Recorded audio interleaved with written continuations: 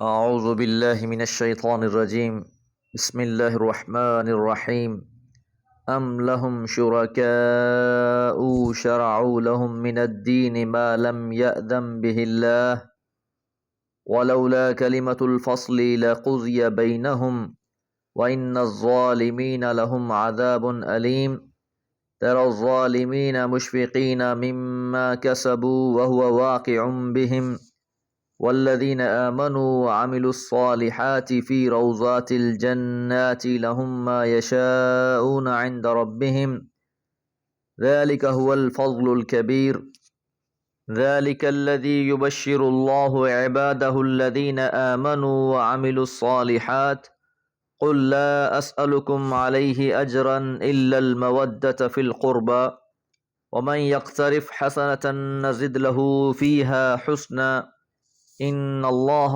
غفور شکور۔ سورہ شورى آیات 21 سے 23۔ آیت نمبر 13 میں یہ بات جانی تھی کہ اللہ تعالیٰ نے ہی تمہارے لیے دین مقرر کیا ہے۔ یہ وہی دین ہے جس کی ہدایت اللہ نے حضرت نوح کو بھی فرمائی، اسی بات کی وحی آپ کی طرف بھی کی گئی، اسی بات کی وصیت حضرت ابراہیم، حضرت موسیٰ اور حضرت عیسیٰ کو بھی کی گئی۔ تو دین اور شریعت اللہ کی طرف سے ہے۔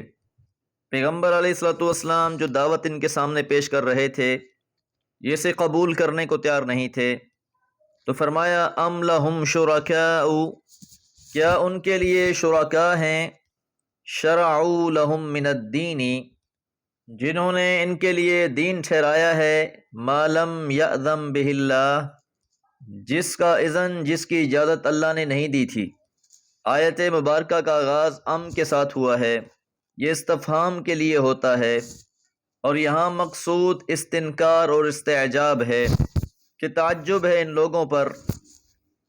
ایک طرف تو وہ دین ہے جو اللہ تعالیٰ نے اپنے تمام نبیوں اور رسولوں کے ذریعے سے بھیجا ہے، اور دوسری طرف اہل مکہ نے بتوں کی عبادت، بہت سی رسم و رواج اور حج کے طریقوں کو تبدیل کر کے بنایا ہوا ہے۔ تو کیا یہ دین ان کا بتوں کی طرف سے آیا ہے، ان شرکاء کی طرف سے آیا ہے جنہیں یہ مانتے ہیں، اور کیا یہ ایسا دین ہے کہ جس کی اجازت اللہ نے نہیں دی تھی اور انہوں نے اس کی اجازت اپنے شرکاء سے لے لی ہے؟ تو اس حقیقت سے یہ خود بھی آشنا تھے کہ جن مورتی اور مجسموں کو یہ پوج رہے تھے، ان کا بھی ان کے دین سے کوئی تعلق نہ تھا، یہ تو محض اپنے خیالات کی بندگی کر رہے تھے۔ وَلَوْلَا كَلِمَةُ الْفَصْلِ، اور اگر فیصلے کی بات طے نہ پا چکی ہوتی، لَقُضِيَ بَيْنَهُمْ، تو ضرور ان کا فیصلہ کر دیا جاتا کہ اللہ تعالیٰ نے فیصلے کا ایک دن مقرر کر رکھا ہے، اگر یہ مقرر نہ ہوتا تو ان کا یہ فیصلہ یہیں چکا دیا جاتا۔ وَإِنَّ الظَّالِمِينَ، بلا شبہ ظالم لوگ، لہم، ان کے لیے، عذاب علیم، دردناک عذاب ہے۔ تری الظالمین، آپ دیکھو گے ظالموں کو، مشفقین، وہ لرزاں ہوں گے، خوف زدہ ہوں گے، مما کسبوا، اپنی کمائی کی وجہ سے، کہ روز قیامت جب ان کے یہ اعمال ان کے سامنے ہوں گے، انسان جو بھی عمل کرتا ہے، اچھا ہے یا برا، ہم تو اسے اپنا ماضی سمجھ رہے ہوتے ہیں، پر حقیقت یہ ہے کہ وہ ہمارا مستقبل بننے والا ہے۔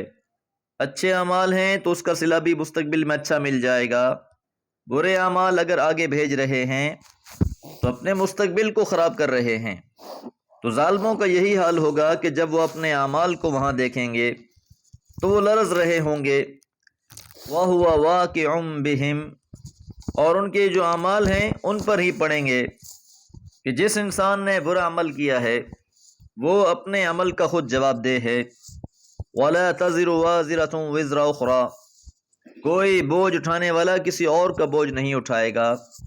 تو جس نے بھی برا عمل کیا ہے وہ اپنے عمل کا خود ذمہ دار ہے۔ مشرکین مکہ اپنے مزعومہ شرکاء کے بل پر آخرت سے بے فکر تھے، اور یہ گمان کر بیٹھے تھے کہ انہیں آخرت سے ان کے شرکاء بچا لیں گے۔ یہاں واضح کر دیا کہ مما کسبوا وهو واقع بهم، کہ جب قیامت آ جائے گی تو کوئی شریک کوئی شفیع کام نہیں آئے گا، بلکہ ہر انسان اپنے کیے کا خود جواب دہ ہوگا۔ والذین آمنوا، اور وہ لوگ جو ایمان لائے، وعملوا الصالحات، اور انہوں نے نیک عمل کیے، فی روضات الجنات، وہ بہشتوں کے باغات میں ہوں گے، لہم، ان کے لیے، ما یشاؤون، جو وہ چاہیں گے، عند ربہم، ان کے رب کے پاس۔ تو اہل جنت کی جو بھی خواہش ہوگی وہاں پوری کر دی جائے گی، جو چاہیں گے وہ تمنا پوری ہوگی۔ ذالک هو الفضل الکبیر، یہی سب سے بڑا فضل ہے۔ ومن زحزح عن النار وادخل الجنہ فقد فاز، کہ جس انسان کو جہنم سے بچا لیا گیا اور جنت میں داخل کر دیا گیا، بس وہی انسان کامیاب ہو گیا۔